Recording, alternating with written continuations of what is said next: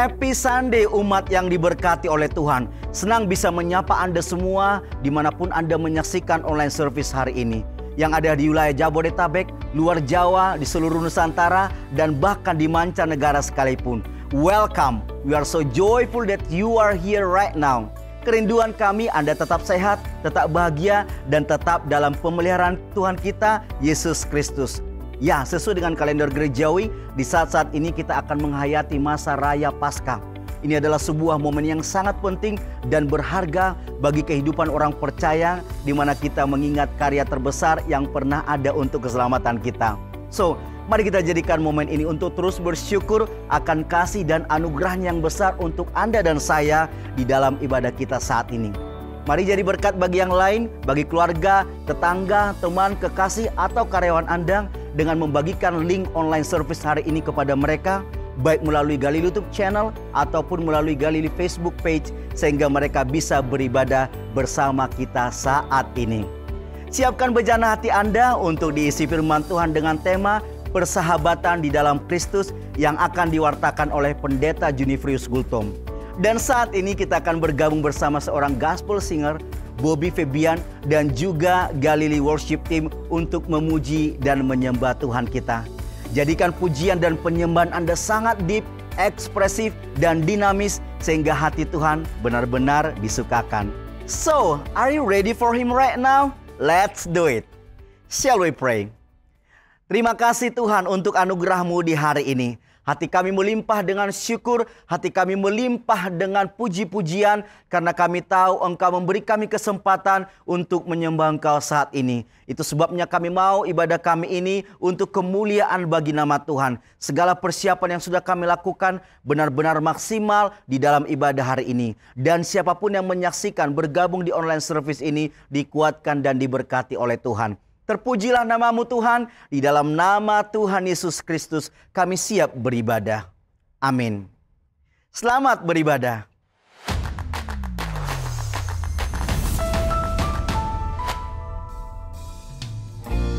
Shalom Jemaat Tuhan, selamat pagi. Selamat datang di rumah Tuhan. Hari ini kita mau tinggikan Dia, Allah yang hidup. Mari bersuka cita dan beri kemuliaan buat Dia. Am I that you are mindful of me, that you hear me when I call? Is it true that you are thinking of me, how you love me? It's amazing. You are mindful of me, that you hear me when I call. Is it true that you are thinking of me, how you love me, it's amazing.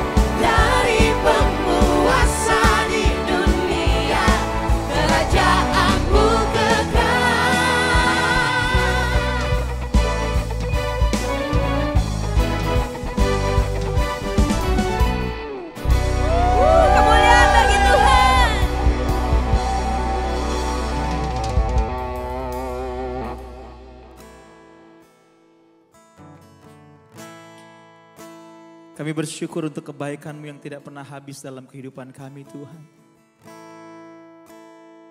Dan inilah isi hati kami untuk selalu menyanyikan tentang kebaikan Tuhan dimanapun kami ada dan apapun keadaan kami.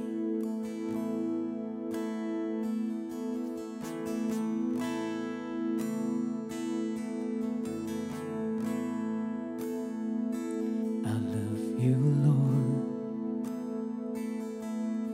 for your mercy never failed me. All my days I've been held in your hands.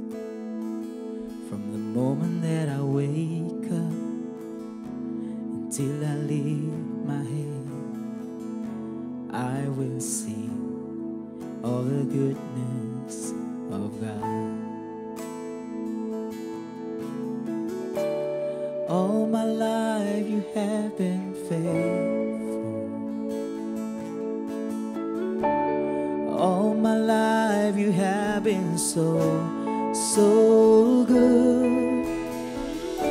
With every breath that I am able, I will sing of the goodness of God. I love your voice. You have led me through the fire in darkest night. You are close like no other. I know you as a father. I know you as a friend. I have lived in the goodness of God. Sing it all my life. All my life you have been faithful. All my life you have been so, so good. Every breath that I am able, I will sing all the goodness of God.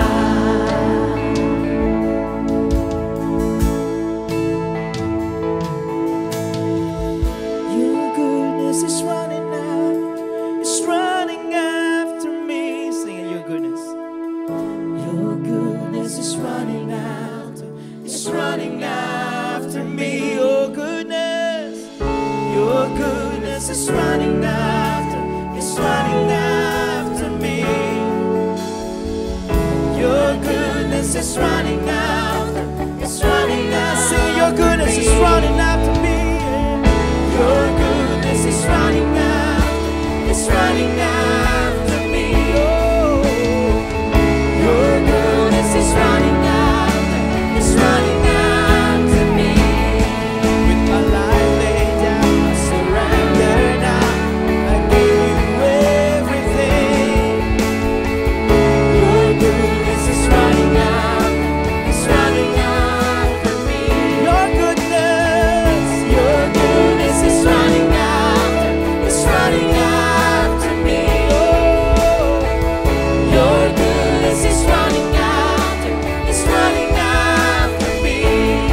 With my life laid down, I surrender now. I give you everything. Your goodness is running after, it's running after me.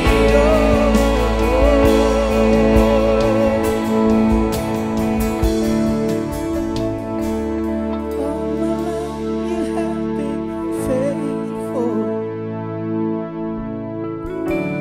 All my life you have been so, so good. Oh, every breath that I am able, I will sing of the goodness of God. Everybody sing, all my life, sing it. All my life you have been faithful. All my life you have been so, so good. Every breath that I am faithful, of the goodness of God. All my life you have been faithful. All my life you have been so, so good. Every breath that I am able, I will sing of the goodness of God. Sing it all my life. All my life you have been faithful. All my life you have been so, so good. With every breath that I am able, I will sing of the goodness of God. I will sing of the goodness of God. I will sing of the goodness of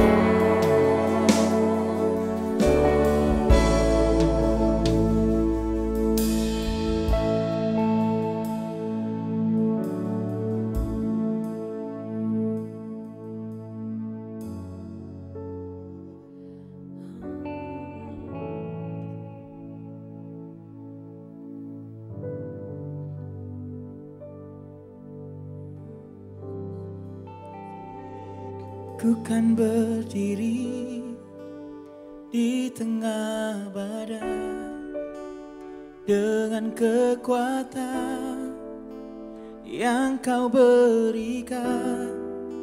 Sampai kapanpun ku kan bertahan, karena Yesus selalu menopang.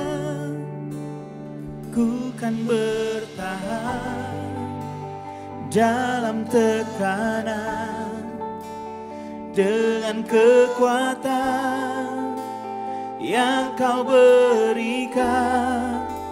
Sampai kapanpun tak tergoyahkan, karena Yesus selalu menopang hidupku.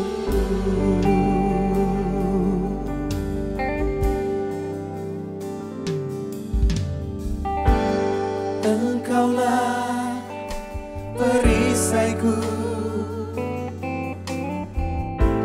saat badai hidup menerpaku.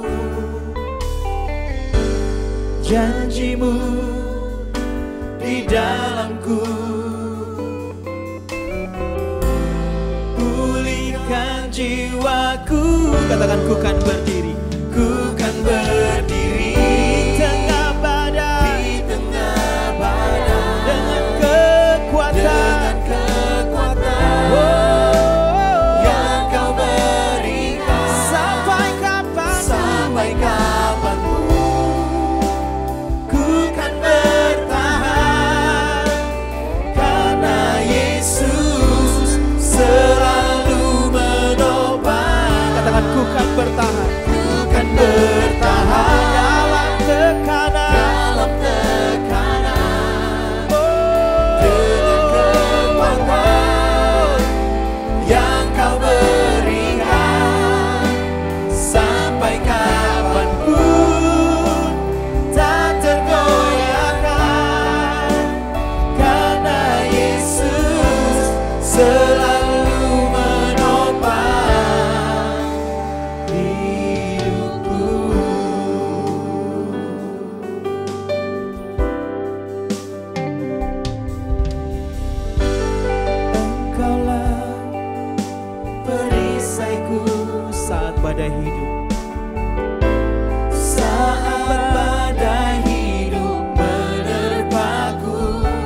janjimu di dalamku, janjimu di dalamku, pulihkan jiwaku, pulihkan jiwaku.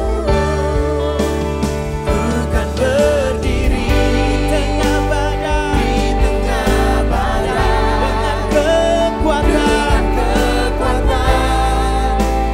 yang kau berikan. Sampai kapanpun ku kan bertahan, karena Yesus selalu menopang. Ku kan bertahan dalam tekanan, dengan kekuatan yang kau berikan. Sampai kapanpun tak tergoyahkan, karena Yesus selalu menopang hidupku. Sampai kapanpun tak tergoyahkan, karena Yesus selalu menopang. Katakan sampai kapanpun, sampai kapanpun tak tergoyahkan, karena Yesus selalu menopang hidupku.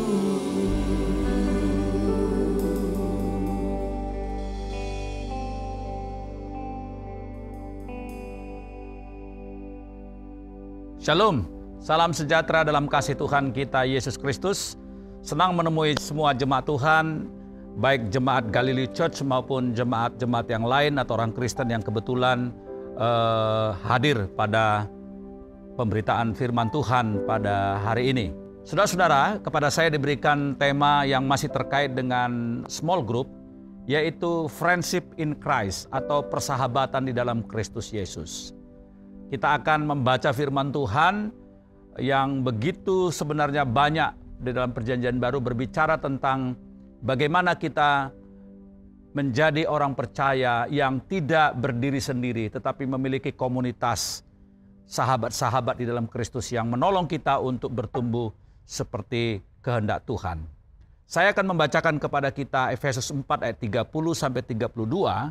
Dikatakan demikian oleh firman Tuhan, dan janganlah kamu mendukakan Roh Kudus Allah yang telah memateraikan kamu menjelang hari penyelamatan. Segala kepahitan, kegeraman, kemarahan, pertikaian, dan fitnah hendaklah dibuang dari antara kamu, demikian pula segala kejahatan. Tetapi hendaklah kamu ramah seorang terhadap yang lain, penuh kasih mesra dan saling mengampuni, sebagaimana Allah di dalam Kristus telah mengampuni kamu. Mari kita akan memulai dengan doa bagi firman Tuhan atau sabda Allah pada saat ini. Bapa Sorgawi, terima kasih bahwa Engkau Allah yang sudah menganugerahkan kepada kami keselamatan di dalam Yesus Kristus. Dan kalau kami ada sebagaimana kami ada pada saat ini adalah karena kemurahan Tuhan. Bapak, berbicaralah melalui kebenaran firman-Mu pada pagi hari ini di tengah-tengah kami, supaya melalui tema ini kami boleh dihantar kepada maksud dan kehendak-Mu yang menolong kami di dalam journey kami, di dalam menapaki apa yang menjadi tugas kami di tengah-tengah dunia ini Tuhan. Di dalam Kristus Yesus Tuhan, kami berdoa dan mempersilakan Roh-Mu yang kudus untuk beracara melalui pemberitaan firman Tuhan ini. Haleluya, amin. Saudara-saudara, ada seorang penulis yang bernama Yanke Lovich.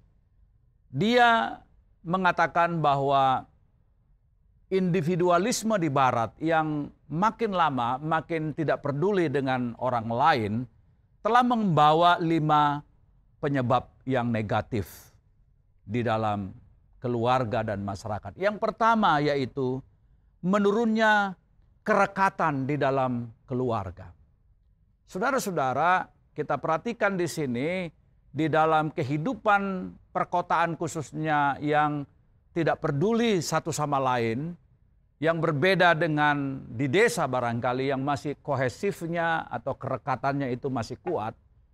Orang-orang di perkotaan sesuai dengan kemajuan di dalam sekularisme dan juga kemajuan peradaban membuat orang-orang menjadi begitu individualis.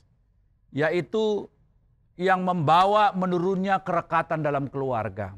Antara suami dengan istri, antara anak-anak dengan orang tua. Yang kedua menurutnya adalah yaitu menurunnya perasaan respek terhadap orang lain dan respek pada nilai moral.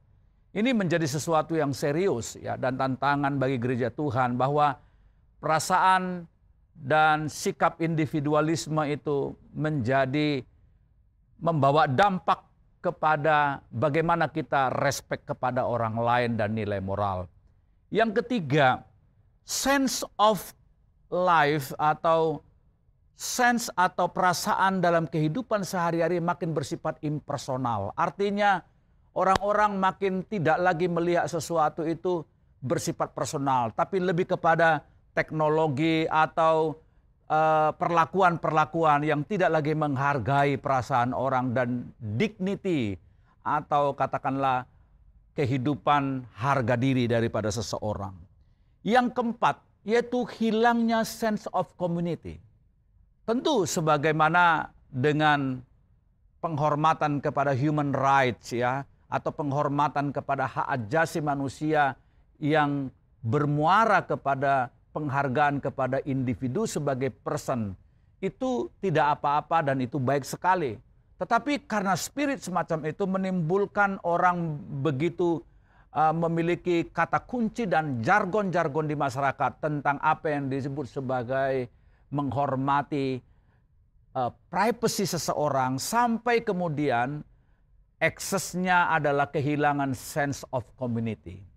Dan yang kelima menurut Jan Kelovich, bahwa masyarakat yang makin individualis, yaitu makin kehilangan dimensi rohani kepada kehidupan di dalam munculnya konsumerisme dan materialisme dari kehidupan sehari-hari. Nah ini juga berbahaya saudara-saudaraku. Ini adalah sesuatu yang mesti kita taruh perhatian ketika kita bicara mengenai kehendak Allah bagi kita untuk bertumbuh. Maka salah satu aspek yang ditegaskan oleh Alkitab mengenai sarana untuk kita bertumbuh di dalam Dia adalah sebuah komunitas di mana di dalamnya ada persahabatan yang tulus satu sama lain di dalam membangun dalam konteks tubuh Kristus tersebut. Saudara-saudara, bahkan di dalam firman Tuhan yang kita baca tadi, Rasul Paulus mengkaitkan antara seorang yang penuh dengan Roh Kudus, yang tidak mendukakan Roh Kudus, adalah mereka yang absen dari segala jenis hubungan-hubungan yang bermasalah seperti kepahitan, kegeraman, kemarahan, pertikaian, dan fitnah. Ya, itu menjadi sebuah tanda dari sebuah masyarakat yang sudah kehilangan persahabatan yang tulus. Ya. Dan kemudian di ayat 32 tadi dikatakan bahwa hendaklah kamu ramah seorang terhadap yang lain. Paulus sedang berbicara tentang sebuah fellowship atau sesuatu yang ideal dari tubuh Kristus dalam persahabatan mereka, di mana tidak ada kepahitan, tidak ada kegeraman, tidak ada kemarahan, pertikaian, fitnah, tetapi ada keramahan satu sama lain. Dan itu ada dalam konteks manusia baru kalau kita membaca konteks pasal yang keempat Efesus ini. Saudara-saudara yang dikasihi Tuhan Yesus Kristus, tema ini menjadi menarik ketika kita mengerti bahwa memang sejak semula Allah menciptakan manusia itu sebagai makhluk sosial atau makhluk yang bersifat relasional. Dan itu adalah sesuatu yang diberikan oleh Allah sebagai cerminan gambar dan rupanya sendiri. Ketika kita berbicara manusia diciptakan segambar dan serupa dengan Allah, salah satu karakter atau bagian dari Allah yang berikan kepada manusia itu adalah dia adalah bukan hanya moral being atau makhluk bermoral, tetapi juga dia adalah makhluk sosial. Tetapi dalam perjalanannya karena dosa telah mengakibatkan rusaknya hubungan antara ciptaan dengan Allah. Tetapi bukan hanya itu saja, tapi rusaknya juga antara hubungan dengan sesama. Di mana kita melihat kemudian terjadi pembunuhan manusia yang pertama dalam peristiwa Kain dan Habel. Saudara-saudara yang dikasihi Tuhan Yesus Kristus, jadi dosa telah merusak persahabatan antara sesama manusia, terutama juga persahabatan antara manusia dengan Sang Pencipta. Tetapi kita bersyukur bahwa di dalam perjanjian baru, salah satu yang paling penting kita ketahui adalah ketika Yesus Kristus mati di atas kayu salib bagi kita, maka hal yang paling mendasar adalah restorasi di dalam hubungan di dalam Kristus. Restorasi ini tidak hanya menyangkut hubungan antara Allah dan manusia, tapi juga restorasi antara hubungan antara sesama. Dikembalikan kepada rancangan semula. Bahkan restorasi hubungan itu diikat dalam sebuah covenant atau perjanjian. Nah, oleh karena itu tidak ada pembicaraan apapun tentang topik persahabatan di dalam Kristus yang terlepas dari konsep covenant atau perjanjian ini. Dan perjanjian ini ada di dalam konteks komunitas orang percaya. So ketika kita bicara tentang persahabatan dalam Kristus tidak bisa dilepaskan di dalam konteks komunitas orang percaya yang bernama gerejanya. Nah, bahkan Anda pasti biasa mendengar kata koinonia. Koinonia itu adalah persekutuan orang percaya, termasuk di dalamnya friendship. Dan persekutuan ini tidak didasarkan pada apa yang dimiliki oleh para anggota di dalam dunia ini, tetapi apa yang mereka share atau miliki bersama atau share in common di dalam Kristus. Ini penting sekali ya. Jadi saudara-saudara, sekali lagi saya garis bawahi bahwa friendship yang dimaksudkan di dalam konteks koinonia tidak dimaksudkan atau didasarkan apa yang dimiliki oleh para anggota di dunia ini, tetapi pada apa yang mereka miliki bersama dalam Kristus. Jadi saudara-saudara, jangan pernah sebagai orang Kristen kita bersahabat karena melihat apa yang dimiliki oleh sahabat kita di dunia ini. Ya, mungkin karena dia lebih kaya atau lebih terhormat dari keluarga darah biru, atau dia katakanlah memiliki akses di masyarakat, atau dia cantik, ganteng, atau punya jabatan dan seterusnya. Bukan atas dasar itu maka kita membangun persekutuan kita. Tetapi karena kita sama-sama atau we have share in common with Christ, dengan Kristus. Jadi karena kita memiliki bersama-sama dengan orang percaya lainnya itu di dalam ikatan perjanjian dengan Kristus, maka di dalam hubungan antar satu sama lain membentuk segitiga di dalam persahabatan mereka yang disebut sebagai konsep koinonia. Setidaknya ada 4 istilah koinonia yang dipotret oleh perjanjian baru. Bahwa koinonia itu pertama adalah artinya kehidupan komunitas, persekutuan, hubungan dekat yang saling menguntungkan. Kisah Rasul 2:42, 1 Korintus 1 ayat 9. Lalu kemudian yang kedua adalah koinonia itu berartinya partisipasi dan sharing in common. 1 Korintus 10 ayat 16, Filipi 1 ayat 5. Yang ketiga, koinonia juga bicara tentang partnership atau kemitraan. 2 Korintus 6 ayat 14. Maaf kalau saya cepat-cepat membacakan karena waktu kita karena kita tidak punya waktu membaca semua ayatnya ya. Anda cukup catat dan lihat di screen ayat-ayat tersebut. Yang keempat, pengertian koinonia yaitu sharing kontribusi, sharing karunia, dan bahkan sharing materi. Roma 15 ayat 26, Ibrani 13 ayat 16. Ya.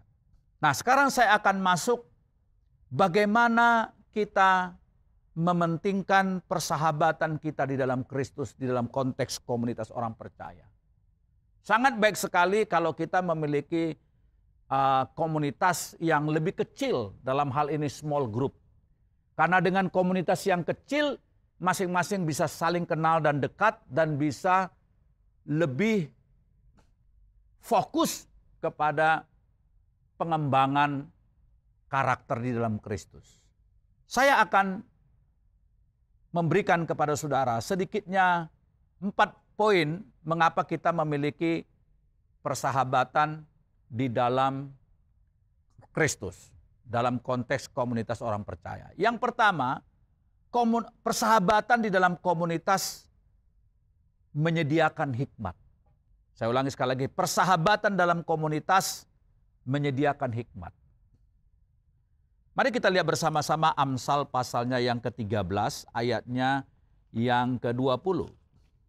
Siapa bergaul dengan orang bijak menjadi bijak, tetapi siapa berteman dengan orang bebal menjadi malang. Nah, jadi saudara-saudara, ketika kita berteman dengan orang-orang di dalam Kristus, maka kita mengasumsikan bahwa mereka adalah orang-orang yang memiliki hikmat. Seseorang akan bertumbuh di dalam hikmat ilahi ketika dia berpartisipasi dalam persahabatan yang sehat di dalam Kristus. Itu artinya penting sekali memiliki komunitas yang terdiri dari orang-orang bijaksana dan baik untuk pertumbuhan bersama.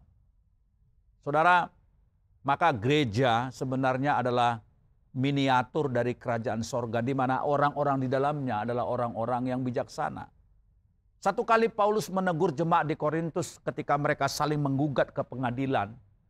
Lalu dia berkata, apa tidak ada orang yang berhikmat di tengah-tengah kamu yang bisa menyelesaikan persoalanmu? Mengapa kamu saling menuntut? Padahal kamu sendiri adalah nanti akan menjadi hakim bersama-sama dengan Kristus untuk menghakimi orang-orang yang tidak percaya kepada Kristus.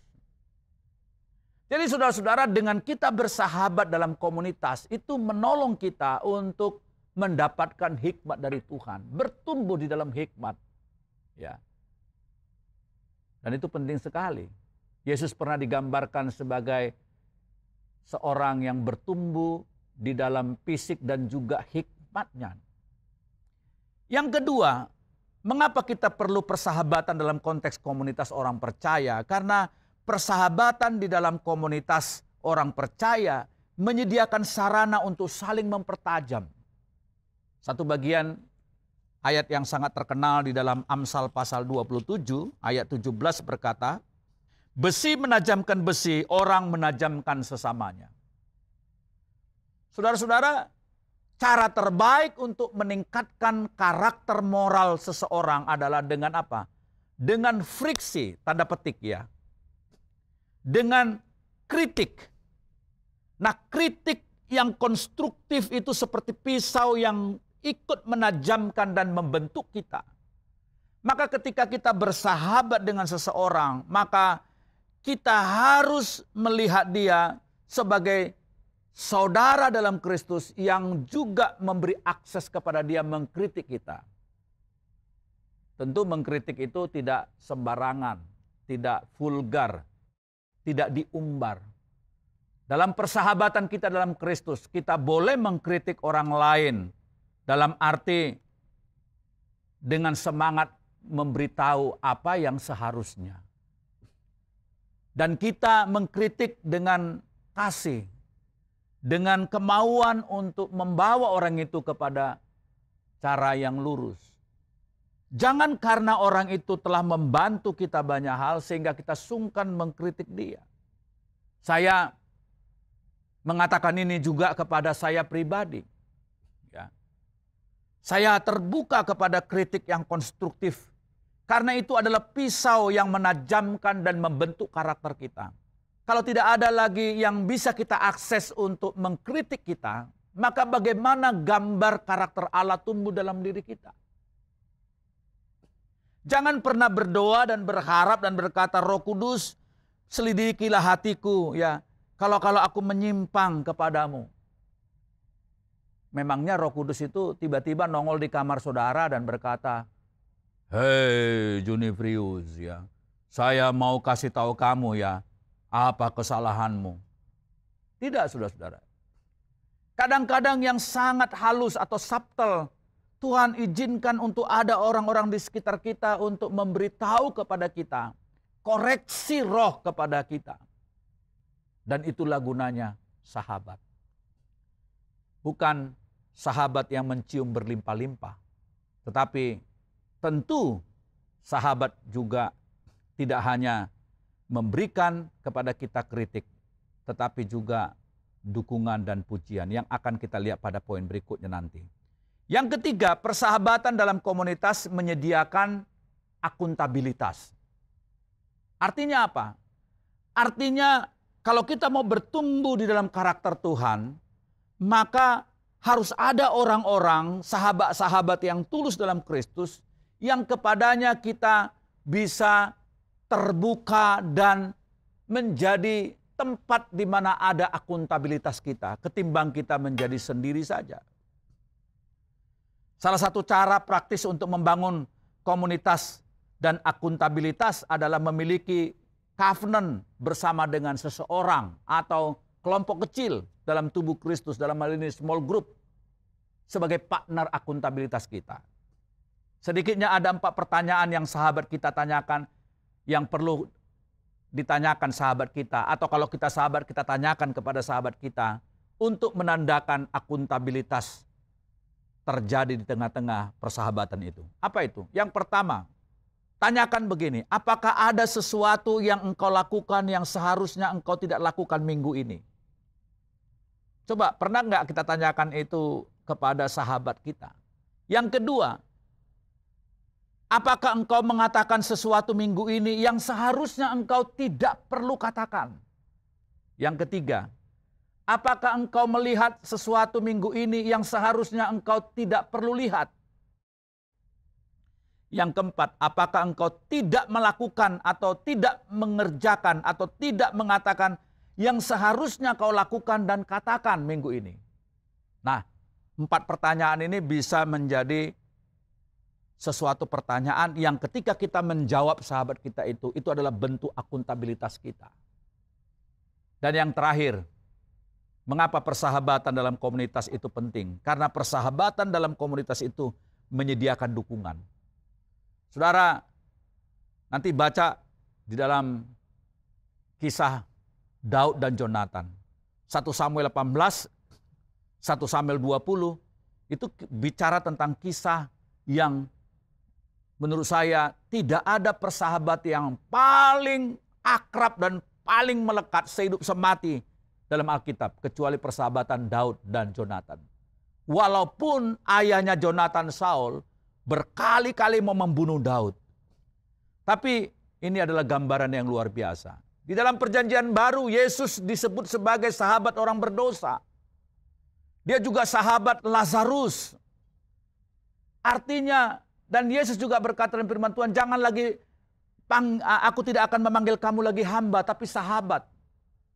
Dan tidak ada kasih yang lebih luar biasa ketika seseorang memberikan nyawa kepada sahabatnya. Jadi Yesus sangat-sangat menegaskan kepada kita tentang persahabatan yang tulus dan rela berkorban. Nah, dengan cepat sebagai bagian penutup, yaitu persahabatan dalam komunitas menyediakan dukungan apa saja. Pertama, dukungan kasih, Roma 13 ayat 8. Yang kedua, dukungan saling melayani, Galatia 5 ayat 13. Yang ketiga, dukungan menanggung beban saudara-saudaramu, Galatia 6 ayat 2. Yang keempat, dukungan saling mendorong dalam kasih, 1 Tesalonika 4:18, pasal 5 ayat 11. Yang kelima, dukungan dalam hal teguran dan peringatan, Roma 15 ayat 14. Dan yang keenam, dukungan saling membangun di dalam pertumbuhan iman, Roma 14 ayat 19. Kita bersyukur bahwa kita hanya bisa mendapat dukungan-dukungan tersebut ketika kita mengembangkan persahabatan di dalam konteks komunitas. Sebagai kesimpulan firman Tuhan ini, marilah bertumbuh di dalam persahabatan dalam Kristus, di dalam ikatan kasih karunia Tuhan, di dalam covenant.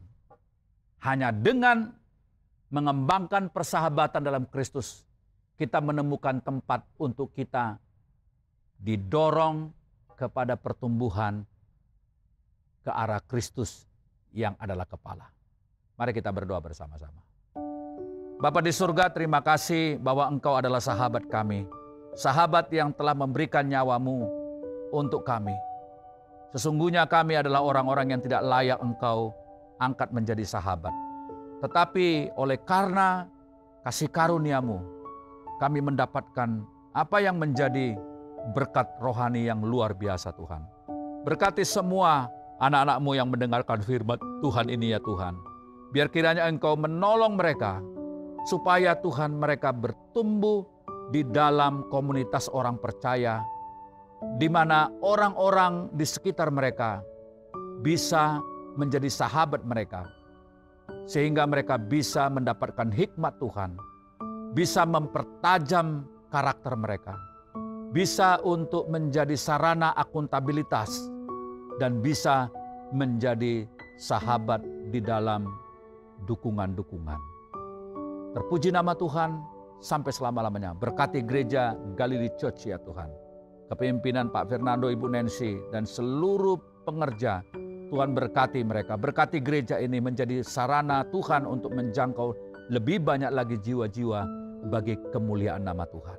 Semua jemaat yang sudah mendengar firman Tuhan ini akan terus mempraktikkan kedekatan dan keeratan mereka di dalam kasih yang tulus untuk saling membangun satu sama lain. Dalam Kristus Yesus kami berdoa dan mengucap syukur untuk firman Tuhan. Haleluya. Amin. Tuhan memberkati kita. Puji Tuhan, luar biasa. Terima kasih Pak Pendeta Junifrius Gultom yang sudah memberkati kami dengan firman Tuhan. Kami semua diberkati. Dan kita akan tutup ibadah kita pada saat ini, tapi sebelum berdoa tutup, jika Anda memiliki pertanyaan seputar firman Tuhan, atau jika Anda ingin didoakan, atau jika Anda ingin mengambil langkah selanjutnya di dalam imanmu, hubungi kami dengan cara mengisi respon card yang ada. Ada barcode dan link di layar ini. Silakan ikuti tautan dari barcode ini. Kami ingin mendengar dan melayani Anda. Kami pasti akan segera menghubungi Anda. Oke, mari kita berdoa. Mari angkat tanganmu kepada Bapa kita yang di sorga dan terimalah berkat-berkat dari Tuhan. Tuhan memberkati engkau dan melindungi engkau. Tuhan menyinari engkau dengan cahaya wajahnya dan memberi engkau kasih karunia. Tuhan menghadapkan wajahnya kepadamu dan memberi engkau damai sejahtera. Dan Allah sumber pengharapan memenuhi kamu dengan segala sukacita dan damai sejahtera di dalam iman kamu. Supaya oleh kekuatan Roh Kudus kamu berlimpah-limpah di dalam pengharapan. Kasih karunia Tuhan Yesus Kristus dan kasih Allah dan persekutuan dengan Roh Kudus menyertai kamu sekalian. Di dalam nama Tuhan Yesus Kristus, amin. Amin. Puji Tuhan. Saudaraku, tetap lakukan protokol kesehatan seperti mencuci tangan sesering mungkin, menjaga jarak aman, pakai masker yang sesuai dengan standar, dan jangan keluar rumah kalau keadaan tidak mendesak. Saat ini semakin banyak orang yang terpapar dengan COVID-19. Berhati-hatilah, berhikmatlah. Semoga Tuhan memberkati hidupmu. Thank you untuk semua yang sudah bergabung di online service saat ini. Sebuah pesan firman Tuhan kita dengar hari ini yang mengencourage kita sebagai tubuh Kristus agar tetap bersatu, saling membangun dan saling menguatkan terlebih di masa sulit sekarang ini. Sebagai orang percaya, memberikan persembahan, ucapan syukur atau persepuluhan adalah bagian dari ibadah kita. So, bagi Anda yang ingin memberikannya, silakan mentransfer melalui barcode yang tampil di layar Anda. Caranya sangat gampang. Anda tinggal scan barcode yang muncul di layar kaca Anda, kemudian Anda transfer melalui aplikasi OVO, GoPay, Link Aja, ShopeePay, BCA Mobile, dan masih banyak lagi.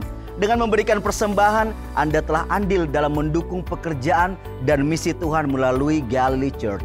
Jangan lupa, next online service kita akan mengadakan perjamuan kudus. Persiapkan roti dan anggur Anda, terlebih hati yang tulus dalam menghayati pengorbanan Kristus. Di situasi pandemi, kegiatan ibadah, doa, small group, dan acara lainnya di Galilee Church masih tetap diadakan secara online. So, tetap join bersama kami melalui Galilee Facebook page atau Galilee YouTube channel. In Christ, let's stand, let's walk, and let's grow together. I can't wait to see you next week. May God bless you.